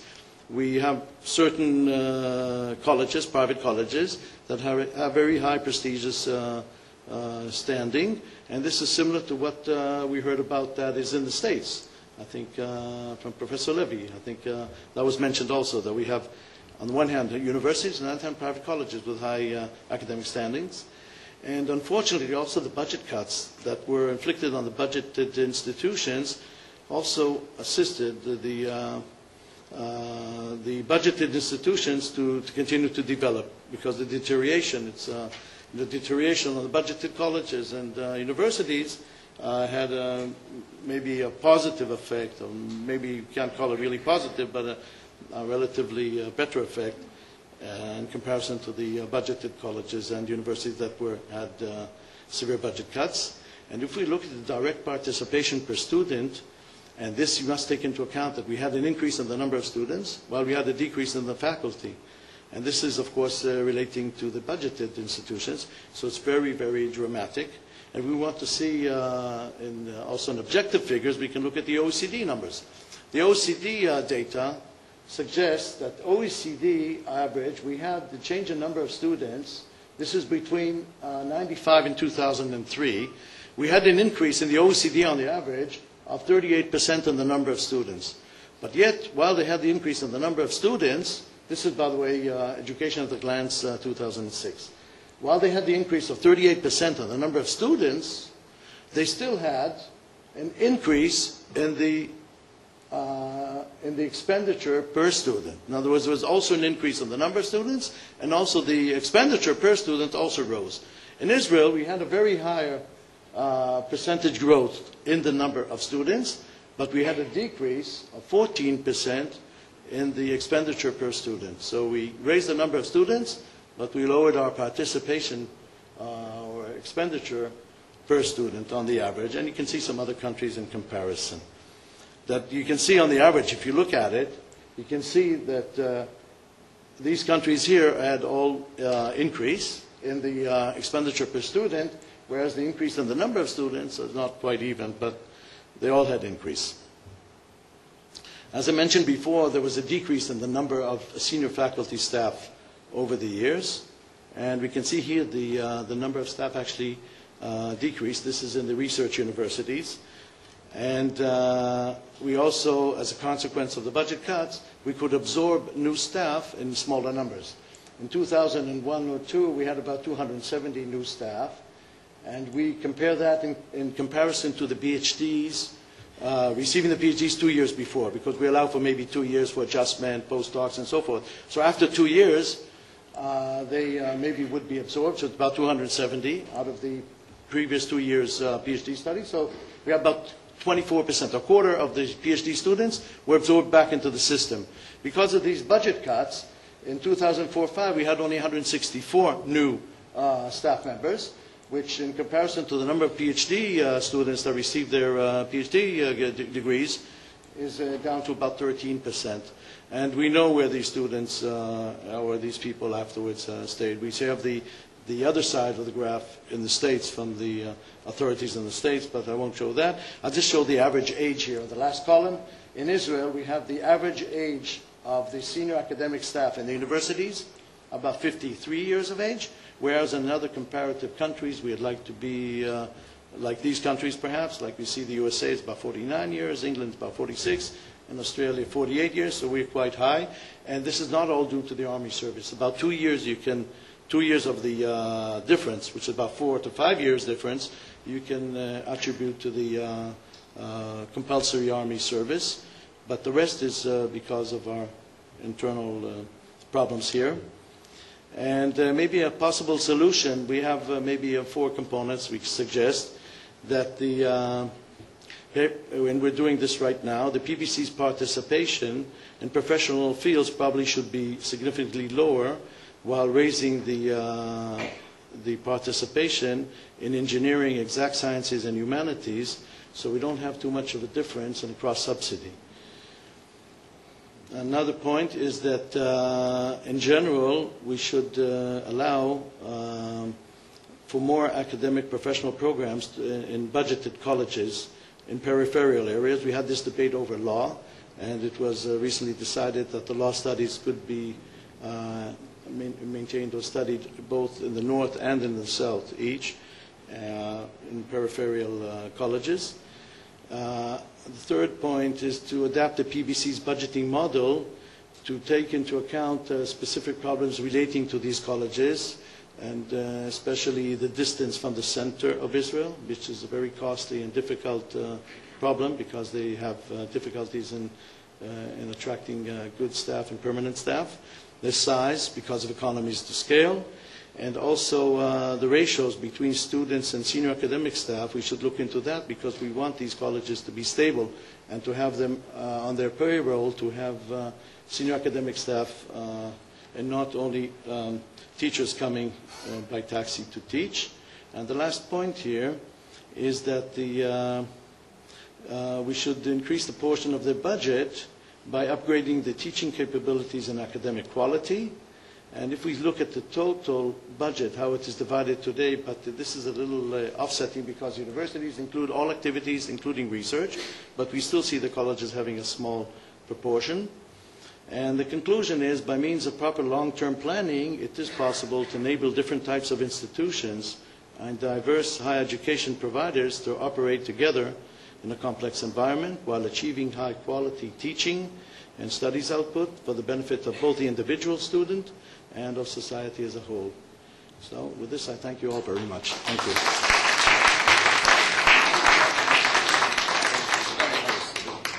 Well, thank you, Steve, for a very interesting presentation.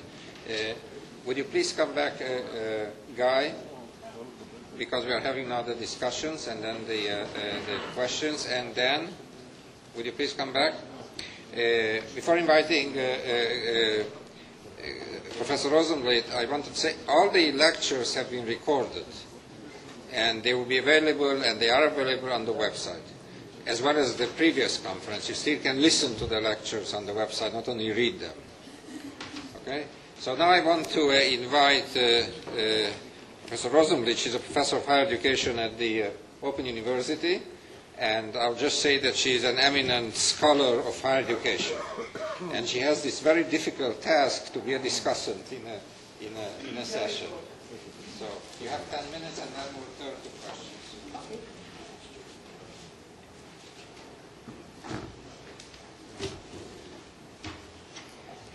Do you hear me? Yes. Mr. Chairman, dear colleagues, good afternoon. We are already in the afternoon. We had a chance this morning to hear a lot of things from the keynote address of Sheldon and the enlightening presentation in the first session of how private higher education has evolved in different places throughout this history, and how much academic cultures influence the nature, shape, and size of private higher education in various jurisdictions. Here in Israel, we have a mix of cultures. Everyone knows that we adopted the Humboldtian University idea from Germany. But as Guy Neave described it, we from the very start departed and have not adopted the idea of von Humboldt that there is a symbiosis between the university and the public service as agents of modernization, and national degrees ran in parallel to purely academic qualifications. I would say that in our administrative manners, as Daniel Levy said, we adopted more the Anglo-Saxon nature of public universities with a considerable privateness in managing their academic and financial matters. But in whatever goes in the development of the private higher education in Israel, I would say that we follow more patterns of Central and Eastern European countries and Latin American countries, in the sense that most of our private higher education focus mainly on high-demand niche areas, as we saw when Steve presented the areas that are most popular in private higher education. They have many part-time teachers coming mainly from public universities, do little, if at all, research, and some of the institutions are more socioeconomically elite than academically elite, as is the case in many Latin American countries. I was last October in Mexico and in Colombia, in Bogota, where they have a huge proportion of private universities, and some of their universities are exactly that. They are universities or colleges. They are more elite in their socioeconomic dimensions than in the academic studies. If I follow the classification of Daniel Levy of the three types of private higher education, I would like to summarize what we have here in Israel. So do we have elite private higher education? No, we don't. Are we likely to have it in the future? Maybe, but not in the near future. But we should not feel bad about it because, as we heard, it's quite exceptional outside the United States. So we are sharing the same fate as other countries. Do we have a semi-elite private higher education? I know that many of my colleagues here in Israel will strongly disagree with me, but I dare to say that some of our private higher education are on the way to become semi-elite private higher education, in the sense that they are not in the pinnacle of higher education, but still they excel in whatever they decided to focus on. But unquestionably, most of our private higher education institutions are in the non-elite sector. And of course, there are negative aspects of these institutions. Some of them are degree mills and, as Professor Levy said, fly-by-night institutions. But I didn't consult Sheldon beforehand. I decided to speak about positive aspects of private higher education because I assumed that many will relate to the negative aspects of this phenomenon.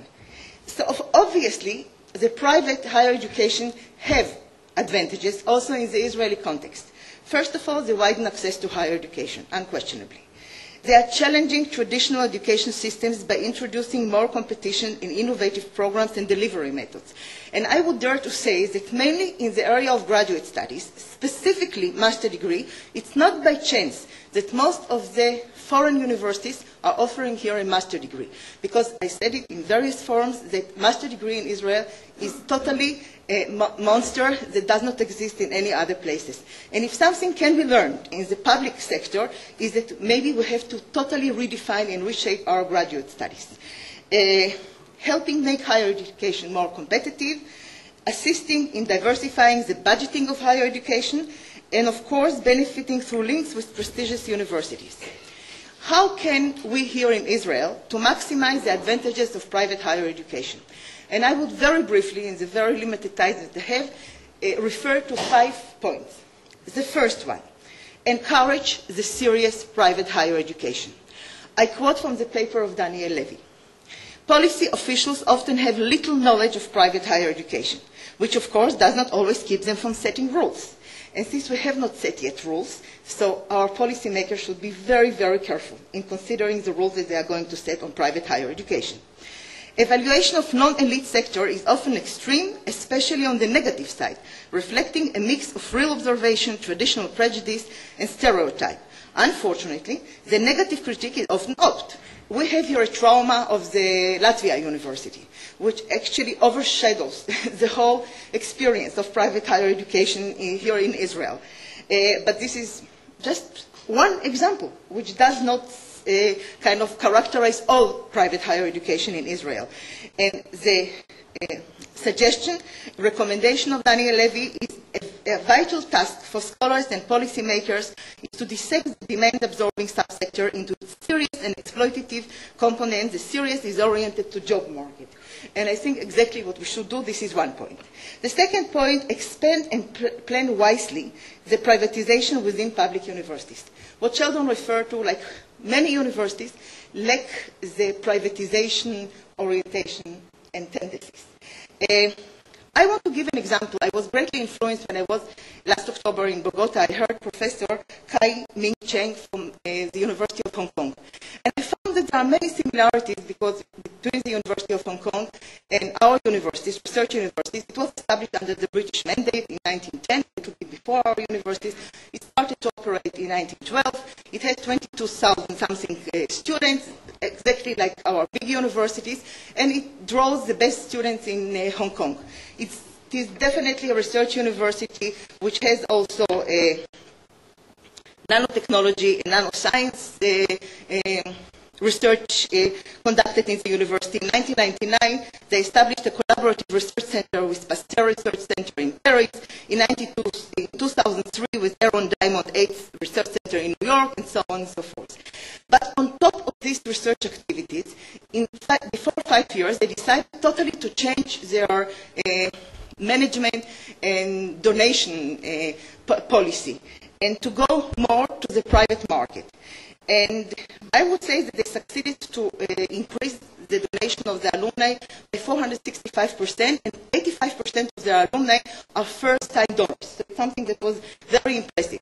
And I was greatly impressed by Professor Kai Cheng when he said the policy, the underlying assumption behind a public funding system is that no money, no play. Whereas when they decided about what they call institutional advancement, the whole idea is no vision, no money. Budget cut, in the public funding, then there is obviously automatically an activity reduction. In the institutional advancement plan, great vision, big money. And in the public funding, you ask money when you feel poor. And here you ask money when you feel strong and so on. I will not go into it because there are many more things that he said. But what I want to say is that still our public universities have some endeavors of privatization. But sometimes they get a lot of criticism doing so because some things are maybe done not the right way. But still there is a long way to go. And this Hong Kong University was actually, it has 22,000 students, but it has over 1 million students which are part-time, what is called continuing education. And they were declared in 2004 as the World Trade Organization, a leader in tertiary education in the Asia-Pacific region. They teach right now trade policy courses with government officials in over 30 countries and so on. So there are a lot of things to be done, and I just gave an example that was not heard here before. The third issue, encourage partnership with overseas universities. I don't know how it happened, but as far as I remember, at the beginning of the 90s, somehow the policy of the Higher Education Council was restrict and cut collaborative ventures with overseas universities, be standalone universities. This maybe was true for an industrial era, but it's totally not true in this globalized world. And again, we have the trauma of the Latvia University, but in Qatar, for example, since 1995, they have operation of Cornell University, where opened the branch of a medical school, and Texas A&M University, and Carnegie Mellon University, and others. So there are many, many good examples, and we have here the vantage point that we can collaborate with such universities, and we are not doing so. The fourth point, redefine strategies to mobilize the corporate world and business world here in Israel. I would say that we are not so successful up till now because our rich people are more proud when they build an extravagant hotel in Las Vegas or they purchase a football team. But I remember that 2 years ago I was invited, 2 minutes, I was invited to the Chairman Leadership Forum here in the Technion, and I heard people complaining that when they go for donations to people, they say, and what are you rich Israelis giving to the university? And I want to read just 1 minute. This is a book of Charles West that was published in 2007. He was the former president of MIT for 13 years, and this is a collection of his 3 Clark Kerr speeches in the Center for Studies in Higher Education in Berkeley. And he gives here an example of Milton Eisenhower, the president of Johns Hopkins University from 1956 to 1967, that used to say when he went for donations, fundraising, higher education and business are basically interdependent. One needs money to produce educated people, and the other needs educated people to produce money. And in the way, it's not so easy right now, but I think a lot of things have to be done, and they are not done right now, because maybe some of the donation or fundraising effort that we do lack the mission, the feeling of strong mission and passion that really is very important for doing such thing. And the last thing that I want to say, sitting here right now in the Technion, and in Haifa city, where the war of languages has started approximately a little bit less than 100 years ago, in 1914 with the Ezra schools, and then in the Technion with 1924. Hebrew is a wonderful language, and I know that then, when there was a struggle between teaching German and Hebrew, it was right so to decide that it's Hebrew in the whole era of the Zionist movement and the renewal of the nation state. But right now, we cannot assume that people elsewhere of Israel speak Hebrew. And the only institution in Israel that teaches in English is Weizmann Institute, which is a small research institute, but it's clearly reflected in its international student body. I talked with Steve about it, Stav, that we want to enter Bologna and other things. We really should consider very carefully the language of instruction, at least in our graduate studies. Thank you very much.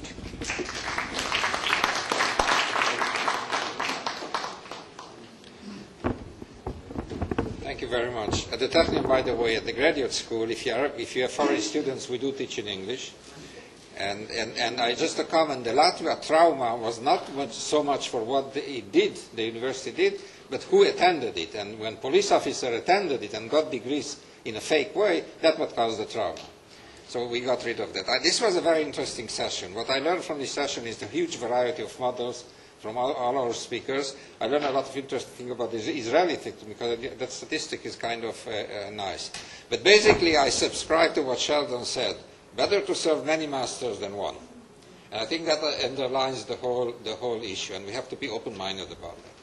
Now, it's open for questions. We are a little bit late. The questions go into lunchtime, but it's up to you. Yes, please. Just please identify yourself for the record.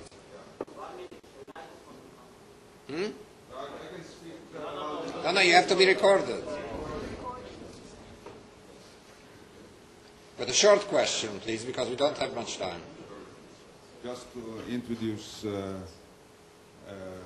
some current affairs, I'd like to ask Mr. Stephen Stav about yesterday's attack of the education minister on the Council for Higher Education and also on the PBS, on the budget and planning and budgeting but this doesn't committee. relate exactly to the current subject. Because Stav told us about long-term planning, and she accused those two bodies of no long-term planning, and I'd like to hear your comment on that. Well, if you want to answer it. It's irrelevant to this. There's no direct relevance to this conference. So this is an issue that has been ongoing for many years about the working relationships between the Planning and Budgeting Committee and the Council for Higher Education. This is done all through the years through talks and discussions, and we have committees and joint committees, and we continue working as usual. So this is something which doesn't relate to this conference. I mean, you talked about planning. Yeah, and it's not related to what you said. Okay. No, we continue. Let's turn additional questions. Yeah. Please identify yourself.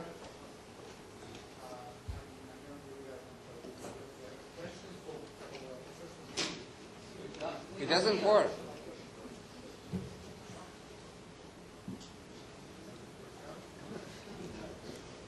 Okay, just speak up. Yeah, sure. My question is, you mentioned that German universities sometimes have the option to become a foundation, and you mentioned the characteristics being subject to a board of directors instead of directly to the state, and retaining the same salary scale. It seems to me, from that at least, that that's very similar to the status of Israeli universities, all of them today. So we're not really state universities in this sense. I wanted your comments, please. Well, I mean, you must have, from what you just said, you must derive a certain satisfaction to know that your example is being emulated. The more important thing about that is that the notion of a certain constitutional guarantee of academic freedom is implicit in the maintenance of the salary scales. That's the real reason for it, and as you will appreciate, it has very good reason for maintaining it, given the certain episodes many, many years ago. The important point, however, is that you require to change over to a foundation, you have to put the vote to the Senate, and that requires a two-thirds majority. Question to Danny Levy about religious institutions in the world. I thought that about Israel too, which is, it's interesting to know if 42% study what the other 58% are doing. We assume they're in the labor market. And yet when you talked about religious institutions, it occurred to me that maybe some of the religious institutions in the world, like yeshivot, madrasas, and all the rest, are not being counted.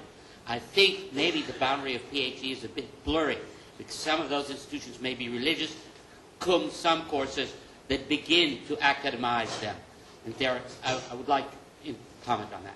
May I just add to that question, because it concerned me also then when you said that there is a surge now of new religious and ethnic kind of universities.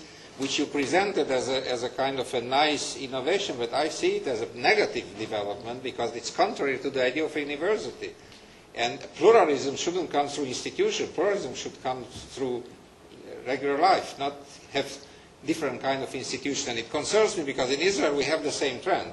Now there's a desire in the Arab sector to establish a university of their own, and the ultra-religious sector to establish universities of their own, and that fragments the society more than anything else. So would you please comment? Well, I don't know if this is more a response typical of academics or typical of Jewish people. I'm right, you're right. It's a question of what we're looking at. We don't really have figures on the percentage religious. We can gather the general trends, but it's true that religious means many different things, not just many different religions. And for how long do we count an institution that was created on a religious basis, but which now is not very easily distinguished from secular institutions? I did, probably by my reference to U.S. pluralism, I could leave an impression of a positive impression about identity institutions. And I carry that for better or worse. But there is clearly the negative side in reality, or I would say a very, very dangerous side to it. Now, a large part of not only the U.S. tradition, but I would say particularly the private tradition in the U.S., is that pluralism is achieved in part within institutions, but in large part by having very different institutions.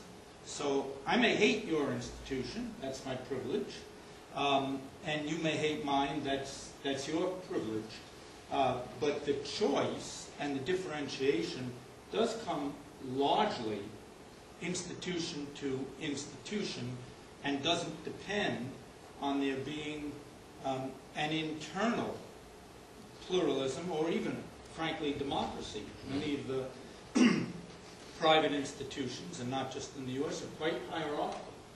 And one of the reasons for the hierarchy is to protect original mission, including religious mission.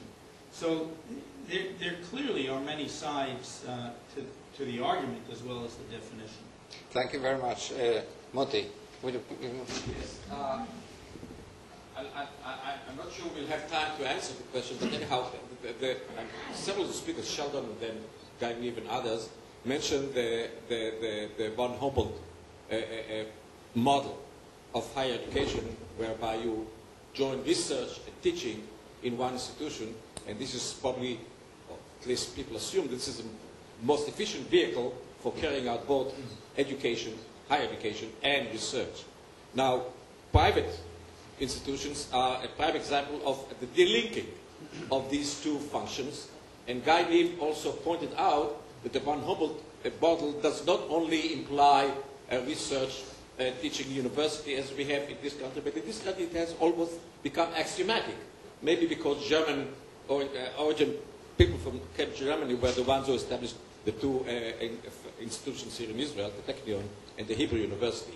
The public colleges are a middle example, whereby there is some delinking, but we also hear from the public colleges themselves in Israel nowadays, we cannot carry out our teaching function without doing research. Now, is it not time to demystify this link?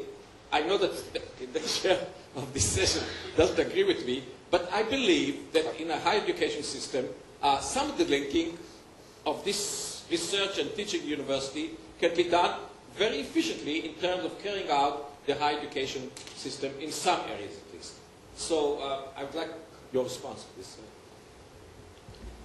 It's a fascinating problem because I didn't have time to cut upon it directly, but one of the specific purposes of short cycle higher education was to do precisely that in Western Europe.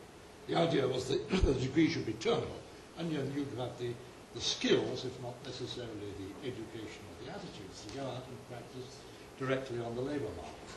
there have been a number of examples of pushing this even further within the university sector. Take, for example, the question of the Netherlands.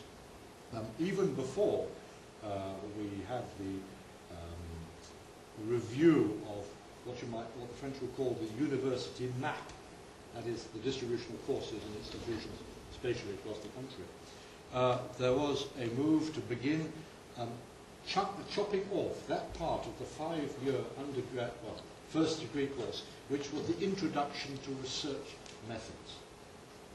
So there was in fact a de facto attempt to move that out and, if you want, to saw bits off what was the Humboldtian model.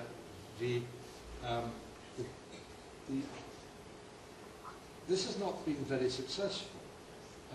Quite simply, the one feature that perhaps I've touched upon through glancing is that if you want a perverse Humboldtianism, or a recognition by those that have not had the formal mission to do research, that research, as you say, is absolutely dispensable for effective teaching at undergraduate level. And you can see in Britain, in a curious way, what they call academic drift.